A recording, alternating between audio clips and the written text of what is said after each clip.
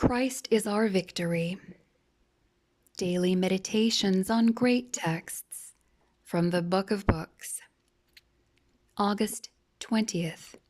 Faithful unto death. And they overcame him by the blood of the Lamb and by the word of their testimony. And they that loved not their lives unto the death. Revelation 12:11. One summer afternoon I stood with bowed head in the Colosseum in Rome. I felt I was standing on holy ground, because on this very spot many of the early Christians gave their lives rather than surrender their faith. Had they been willing to venerate the image of the emperor, or offer a few grains of incense on a pagan altar, they would have been set free. But nothing could induce them to renounce the one who had purchased their lives with his blood. They had turned from heathen idols. How could they go back? With my mind's eye, I could see old men who had resolved that as long as life should last, they would worship and praise their Savior.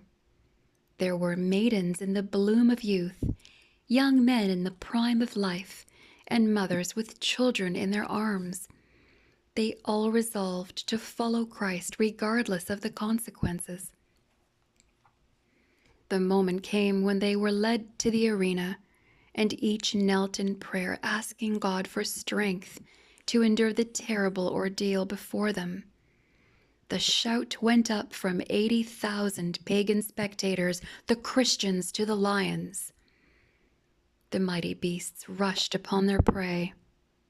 The last that was heard from the noble band of Christian martyrs was a song of praise.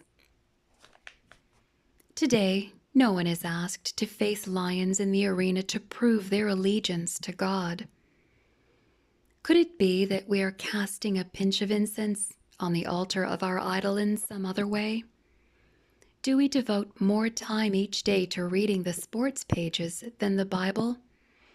Are we more interested in the latest fashion or hairstyle than in our character development or the character development of our children? Are we more concerned about having our name in the social register than in the book of life? Some temptations are more difficult to bear than persecution.